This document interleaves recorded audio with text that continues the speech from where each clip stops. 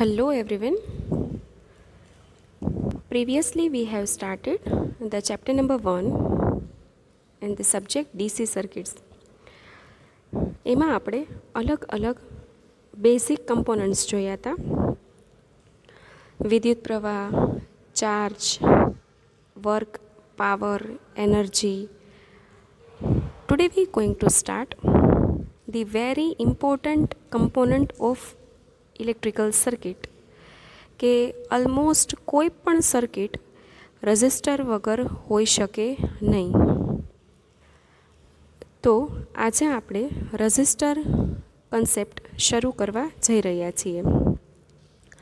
તો ડીસી સર્કિટ્સનો જે second topic છે એ છે રેઝિસ્ટર. લાસ્ટ લેક્ચરમાં આપણે જોયું હતું flow of free electrons is known as current or we can say that મુક્ત ઇલેક્ટ્રોનના પ્રવાહને વિદ્યુત પ્રવાહ કહે છે.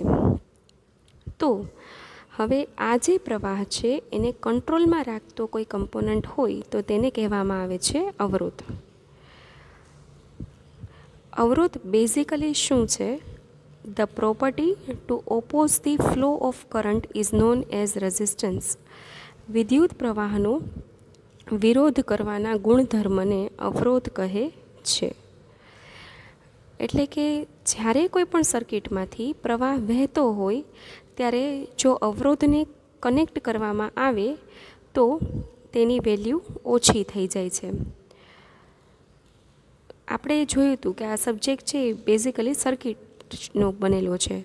તો સર્કિટ છે એ જુદા જુદા કમ્પોનન્ટ્સની બને છે. તેમાંનો એક કમ્પોનન્ટ ફિઝિકલ કમ્પોનન્ટ અવરોધ છે. એટલે કે જો કોઈ સર્કિટમાંથી 5 એમ્પિયરનો વિદ્યુત પ્રવાહ પસાર થતો હોય અને હવે તમે આ જ સર્કિટમાં જો વચ્ચે અવરોધને મૂકો છો, રાખો છો, તો ડેફિનેટલી જે કરંટની વેલ્યુ છે એ ઓછી થઈ જશે, ડિક્રીઝ થઈ જશે. રેઝિસ્ટન્સને કેપિટલ આર વડે દર્શાવવામાં આવે છે અને તેને ઓહમમાં માપવામાં આવે છે. ઓહમના સિમ્બોલને ઓમેગા વડે દર્શાવવામાં આવે છે. ગુજરાતીમાં અવરોધ અને અવરોધ મતલબ કે ઇંગ્લિશમાં આપણે છે એ રેઝિસ્ટન્સ ઓફર કરે તેમ કહેવાય. રેઝિસ્ટર એ એક ફિઝિકલ કમ્પોનન્ટ છે અને રેઝિસ્ટન્સ એની પ્રોપર્ટી છે. રેઝિસ્ટર આપણે સર્કિટમાં કનેક્ટ કરીએ એનું નામ છે અને એના દ્વારા જે અપાતો ગુણધર્મ છે એને રેઝિસ્ટન્સ કહેવામાં આવે છે. ગુજરાતીમાં બંનેને અવરોધ જ કહેવાય છે. એટલે કે અવરોધનો ઉપયોગ કરવાથી આપણને અવરોધ મળે છે. આ ઇલેક્ટ્રિકલ સર્કિટનો ખૂબ જ અગત્યનો કમ્પોનન્ટ છે. તે મુખ્ય 4 પરિબળ 4 ફેક્ટર્સ પર આધાર રાખે છે. જેમાંનું પહેલું ફેક્ટર છે સ્ટ્રક્ચર ઓફ કંડક્ટર, એટલે કે વાહકના બંધારણ પર. આપણે જેમ લાસ્ટ ટોપિકમાં જોયું તેમ કે કંડક્ટર એટલે કે વાહક છે એમાં ફ્રી ઇલેક્ટ્રોન્સની સંખ્યા મેક્સિમમ હોય છે. એટલે કે એમાં ઇલેક્ટ્રિસિટી કરંટ જે છે એ સૌથી વધારે મળે છે, માટે તેનો અવરોધ સૌથી ઓછો થશે. તે જ રીતે ઇન્સ્યુલેટર જોઈએ તો ઇન્સ્યુલેટરમાં free electrons almost nearly about to 0 હોય છે. એટલે કે એનો કરંટ છે એ ઓલમોસ્ટ 0 હોય છે, માટે તેનો હાઈએસ્ટ રેઝિસ્ટન્સ હોય છે, હાઈએસ્ટ અવરોધ હોય છે. તે જ રીતે આપણે સેમિકન્ડક્ટર વિશે જોયું હતું. તે છે એ વાહક કરતાં ઓછો અને અવાહક કરતાં વધારે વિદ્યુત પ્રવાહનું વહન કરે છે, માટે તેના દ્વારા અપાતો જે અવરોધ છે તે વાહક કરતાં વધારે અને અવાહક કરતાં ઓછો હોય છે.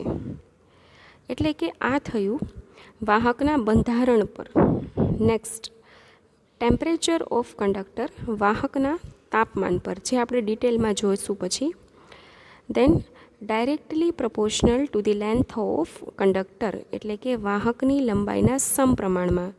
એટલે કે લંબાઈ વધશે તો અવરોધ પણ વધશે, લંબાઈ ઘટશે તો અવરોધ પણ ઘટશે. અને inversely proportional to the cross sectional area of the conductor, એટલે કે વાહકના આડછેદના ક્ષેત્રફળના વ્યસ્ત પ્રમાણમાં. એટલે કે જો ક્ષેત્રફળ વધશે તો અવરોધ ઘટશે અને ક્ષેત્રફળ ઘટશે તો અવરોધ વધશે. એટલે કે આપણે કહી શકીએ R is directly proportional to the L by A.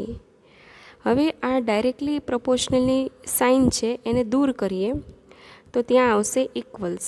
So R is equal to rho L upon A ohm, where rho is known as resistivity or specific resistance. એટલે કે જે રો છે એને આપણે અવરોધકતા અથવા વિશિષ્ટ અવરોધ તરીકે ઓળખીએ છીએ. રેઝિસ્ટિવિટી છે એને આપણે ગુજરાતીમાં અવરોધકતા અને અથવા સ્પેસિફિક રેઝિસ્ટન્સ મીન્સ વિશિષ્ટ અવરોધ તરીકે ઓળખીએ છીએ. તેને ઓહમ ઇન્ટુ મીટરમાં માપવામાં આવે છે. જો તમે આ સૂત્રમાંથી રોને સૂત્રનો કરતા બનાવશો તો R into A by L એટલે ohm into metre square by metre, metre metre એક એક વખતના કેન્સલ એટલે ઓહમ ઇન્ટુ મીટર તમને જવાબ મળશે. Now the second topic which is really very concerned with, which is really very connected with conductance and resistance અને resistivity. જે છે એ રેઝિસ્ટન્સ અને રેઝિસ્ટિવિટી સાથે લાગતો વળગતો કોન્સેપ્ટ છે જેનું નામ છે કંડક્ટન્સ એન્ડ કંડક્ટિવિટી, જેનું ગુજરાતી થશે વાહકતા. Reciprocal of resistance is known as conductance. Reciprocal એટલે વ્યસ્ત, અવરોધના વ્યસ્તને કંડક્ટન્સ કહે છે. એટલે કે એને આપણે કેપિટલ જી વડે દર્શાવીએ છીએ અને આપણે છે એને મહોમાં માપીએ છીએ. જે ઓહમની સાઇન હતી એની ઉલટી કરી નાખો એટલે એ મહો કહેવાશે, બરાબર, ઊંધો ઓમેગા. એટલે જો રેઝિસ્ટન્સ છે એ તમને 2 ઓહમ આપ્યો હોય તો કંડક્ટન્સ તમને 1/2 ઇક્વલ્સ ટુ 0.5 મહો મળશે, બરાબર. અને તેનો એસઆઈ યુનિટ છે એ સિમેન્સ છે, જેને કેપિટલ એસ વડે દર્શાવીએ છીએ, રાઈટ. તે જ રીતે reciprocal of resistivity is known as conductivity. એટલે કે રેઝિસ્ટિવિટીના વ્યસ્તને કંડક્ટિવિટી કહેવામાં આવે છે. તેને આપણે સિગ્મા દ્વારા દર્શાવીએ છીએ અને તેને જો ઉલટું કરી નાખ્યું, આપણે કેમ રેઝિસ્ટિવિટી હતી તો ઓહમ ઇન્ટુ મીટર હતું, તો અહીંયા બધું જ ઊંધું કરી નાખવાનું. ઓહમને મહો લઈ લેવાનું, ઇન્ટુને પ્રતિ કરી નાખવાનું અને પછી મીટર કરી નાખવાનું. એટલે ઓહમ ઇન્ટુ મીટરની જગ્યાએ મહો પ્રતિ metre. In SI unit it is measured in siemens per metre, S by M, right. તેને છે એ એસઆઈ યુનિટમાં આપણે સિમેન્સ પર મીટર વડે માપીએ છીએ. એટલે અહીં એ વાત ધ્યાનમાં રાખવા જેવી છે કે જે મટીરિયલની રેઝિસ્ટિવિટી ઓર રેઝિસ્ટન્સ હાઈએસ્ટ હોય તેનું તે જ મટીરિયલ સેમ મટીરિયલની કંડક્ટિવિટી કે કંડક્ટન્સ લોએસ્ટ હોય છે. આપણે એક એક્ઝામ્પલ લઈએ. ઇન્સ્યુલેટર છે અવાહક પદાર્થ, એની રેઝિસ્ટિવિટી કે રેઝિસ્ટન્સ હાઈએસ્ટ હશે પરંતુ એટ ધી સેમ ટાઈમ છે એ એનું કંડક્ટન્સ ઓર કંડક્ટિવિટી એકદમ લોએસ્ટ હશે, રાઈટ. કારણ કે તે એકબીજાના વ્યસ્ત હશે. વાહકની જે કંડક્ટન્સ અથવા કંડક્ટિવિટી છે એ સૌથી વધારે હશે કારણ કે તેમાં ફ્રી ઇલેક્ટ્રોન્સની સંખ્યા સૌથી વધારે હશે. હવે આપણે આ કન્સેપ્ટને રિલેટેડ થોડા सम्स જોઈએ. First sum, calculate the resistivity of the given material whose resistance is 2 ohm, area of cross section and length are 25 cm square and 15 cm respectively. ચલો આપણે હવે સૌથી પહેલાં જે પેરામીટર્સ આપ્યા છે એ લખી લઈએ. તો રેઝિસ્ટન્સ આપ્યો છે R = 2 ઓહમ. એના પછી લેન્થ આપી છે 15 સેન્ટીમીટર, જેને આપણે મીટરમાં કન્વર્ટ કરીશું એટલે થઈ જશે 0.15 મીટર ડિવાઈડ બાય 100, અને એરિયા છે એ 25 સેન્ટીમીટર સ્ક્વેર છે, જેને આપણે 1000 વડે ડિવાઈડ કરીશું એટલે 0.25 મીટર સ્ક્વેર થઈ જશે. હવે તમને ખ્યાલ છે કે રેઝિસ્ટિવિટી રોની ફોર્મ્યુલા છે RA/L, જે આપણે R=ρL/A પરથી લીધેલી છે. બધી જ વેલ્યુઝ તમે પુટ કરશો એટલે તમને મળશે 3.333 ઓહમ ઇન્ટુ મીટર. અહીં દરેક રાશિને સેન્ટીમીટરમાંથી મીટરમાં કન્વર્ટ કરવી કમ્પલસરી છે. Second sum, calculate the total DC resistance of a 100 meter roll of 2.5 millimeter square copper wire if the resistivity of copper at 20 Celsius is 1.72 into 10 raised to minus 8 ohm into meter. અહીં તમને છે એ resistivity આપી દીધી છે, length આપી છે, area આપ્યો છે, તમારે રેઝિસ્ટન્સ ફાઇન્ડ કરવાનું છે. તો R=ρL/A. હવે જુઓ, રોની value 1.72 into 10 raise to minus 8 તમે પુટ કરી. લેન્થ જે છે એ 100 મીટરમાં જ છે, so no need to convert, but the area has been given in millimetre, અને અગેન પાછો સ્ક્વેર. હવે જુઓ કઈ રીતે કરવાનું. મિલીમીટર ટુ મીટર તમારે જવું હોય તો આપણે છે એ શું કરીએ છીએ, 10⁻³ મીટરમાં એને મલ્ટીપ્લાય કરીએ છીએ, પરંતુ આ મિલીમીટરનો અગેન સ્ક્વેર છે એટલે શું થશે 10⁻³ અને એનો પાછો સ્ક્વેર કરશો એટલે 10⁻⁶. સો R will be 1.72 into 10⁻⁸ into 100 divided by 2.5 into 10⁻⁶. So you will have 688 milli ohm. મિલી એટલા માટે લીધું છે કારણ કે અહીંયા પાછળ 10⁻³ પાવર વધે છે, એટલે 688 into 10⁻³ ઓહમ લખવાને બદલે ડાયરેક્ટ 688 into 10 મિલી ઓહમ લખી નાખ્યું છે. Third point, a 20 meter length of cable has a cross-sectional area of 1 millimeter square and a resistance of 5 ohms. Calculate the conductivity of the cable. Right? So here the length has been given, that is 20 meter, and the cross-sectional area has been given, that is 1 millimeter square, and resistance is 5 ohms. So calculate the conductivity of the cable. So you have to find out the conductivity sigma. તો શું કર્યું છે, row છે તમને ખ્યાલ છે, sigma છે, sigma એ રોનું વ્યસ્ત છે, એટલે પહેલાં જે આપણી મેઇન ફોર્મ્યુલા છે R=ρL/A, એમાં રોની જગ્યાએ 1/σ લખ્યું, એટલે ફોર્મ્યુલા બની R=L/σA. R=L/σA. હવે સિગ્મા છે એને તમે સૂત્રનો કરતા બનાવો. Sigma L/R into A. Sigma L/R into A. હવે લેન્થ છે એ થશે, લેન્થ કેટલી છે 20 મીટર, રેઝિસ્ટન્સ કેટલો આપ્યો છે 5, અને એરિયા કેટલો છે તો કે 1 millimeter square. Now you all know that if we want to convert millimeter into meter, then we have to multiply it by 10⁻⁻3, but already it is millimeters square, so we have to multiply 10⁻⁻6. So 20 by 5 into 1 into 10⁻⁻6, so you will get 4 mega siemens by meter. Mega siemens એટલા માટે કારણ કે પાછળ 10⁻⁶ આવશે. તમે જોઈ શકો છો 5 4 ઝા 20, નીચેની 10⁻⁻6 છે એ ઉપર જશે તો પોઝિટિવ 10⁻⁶ થશે. એટલા માટે એ લોકોએ 4 into 10⁻⁶ સાયમન્સ પર મીટર નથી લખ્યું, 4 મેગા સાયમન્સ પર મીટર ડિરેક્ટલી લખવામાં આવ્યું છે.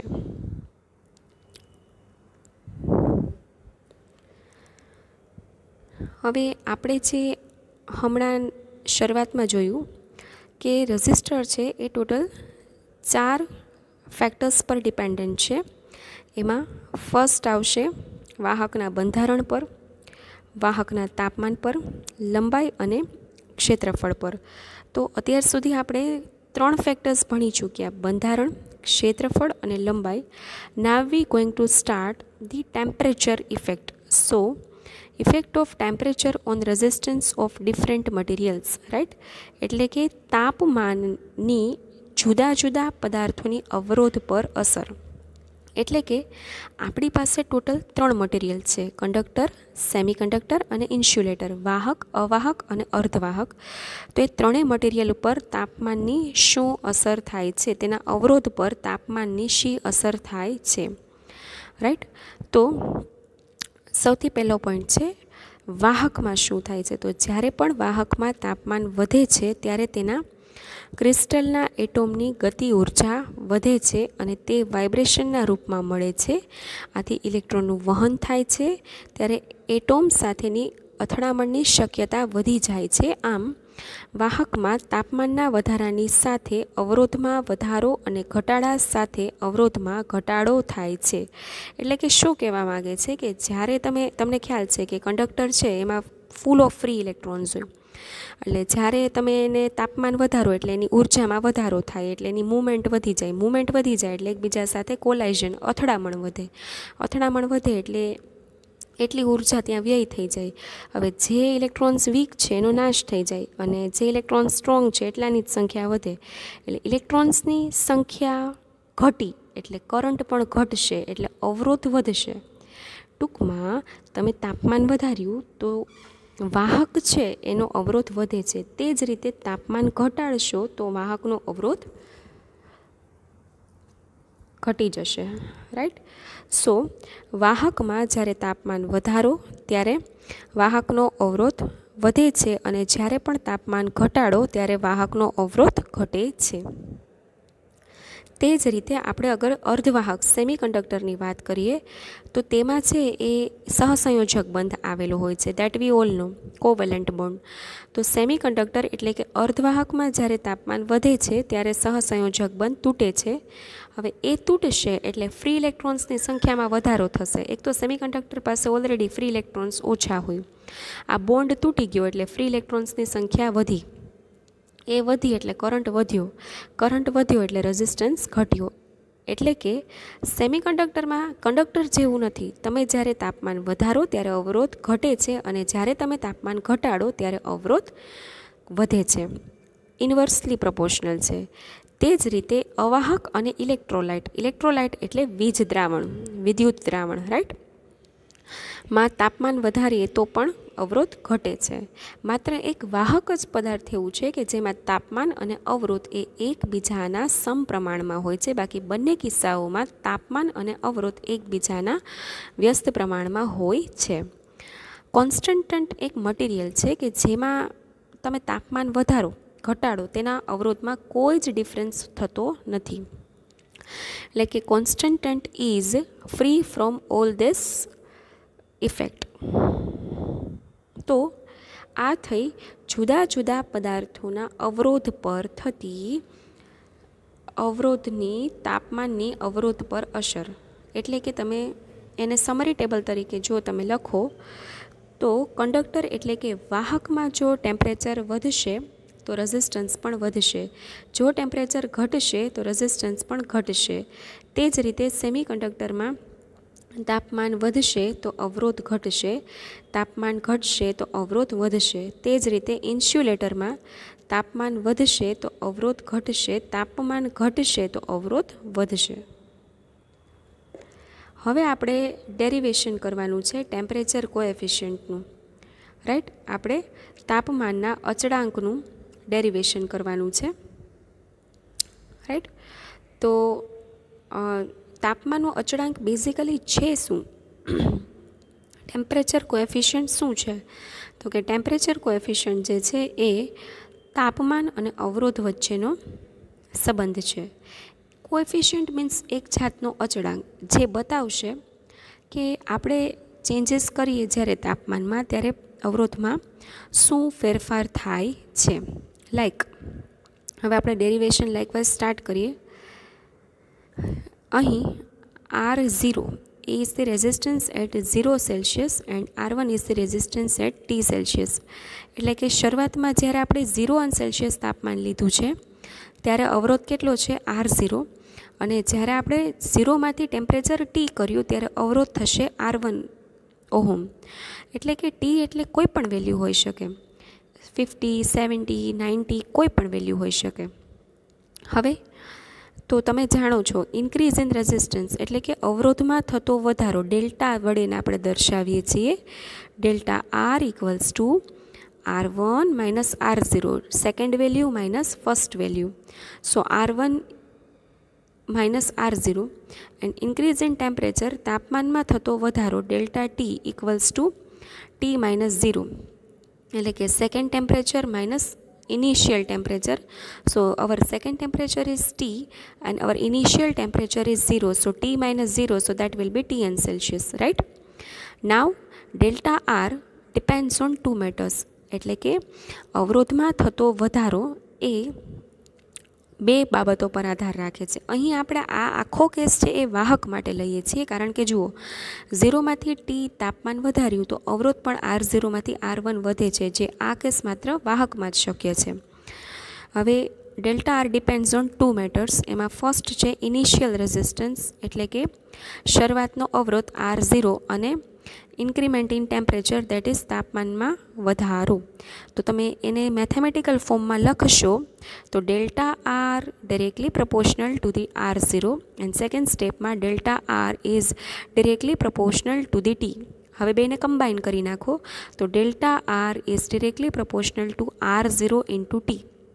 હવે જે વચ્ચે ચલનની નિશાની છે એની જગ્યાએ તમે ઇક્વલ્સ ટુ મૂકી દો તો delta R equals to alpha R02 where alpha is the temperature coefficient. હવે આપણા ટેમ્પરેચર કોએફિશિયન્ટની એન્ટ્રી થઈ ચૂકી છે, એટલે કે તાપમાનનો અચળાંક આવી ચૂક્યો છે કે જેનું આપણે સૂત્ર ડિરાઈવ કરવાનું છે. હવે delta R is equal to alpha R0T, right.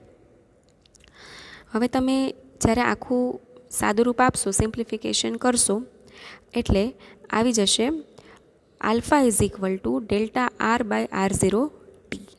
આલ્ફાને જ્યારે આપણે ઇક્વેશનનો કરતા બનાવશું ત્યારે alpha equals to delta R by R0T. અહીં તમે ડેલ્ટા આરની જગ્યાએ R1 માઇનસ R0 પણ લખી શકો છો. તો થશે alpha equals to R1 minus R0 by R0T where alpha is the temperature coefficient of any material. હવે કઈ રીતે લખવામાં આવે? જો 0 અંશ સેલ્સિયસનો આલ્ફા હોય તો આલ્ફા 0, 12 અંશ સેલ્સિયસનો હોય તો આલ્ફા 12, 25નો હોય તો આલ્ફા 25. આપણે અહીં જે છે એ આપણે લીધો છે જે એ 0નો લીધો છે, એટલે આ આલ્ફા 0 છે, રાઈટ. એટલે alpha 0 equals to delta R by R0T, right. હંમેશા માત્ર વાહકનો આલ્ફા પોઝિટિવ હોય છે, બાકી અર્ધવાહક અને અવાહકનો જે આલ્ફા છે એ નેગેટિવ હોય છે, કારણ કે તેમાં તાપમાન અને અવરોધ એકબીજાના વ્યસ્ત પ્રમાણમાં છે, રાઈટ. અને જે આલ્ફાનો જે યુનિટ છે એ થશે, એનો જે એકમ છે એ તમે અહીંથી જ જોઈ શકો છો. ડેલ્ટા આર એટલે ઓહમ, R0 એટલે ઓહમ અને ટેમ્પરેચર એટલે સેલ્સિયસ. સો ઓહમ બાય અંશ સેલ્સિયસ, રાઈટ. તો એકમ જે છે એ આલ્ફાનો થશે ઓહમ પ્રતિ અંશ સેલ્સિયસ.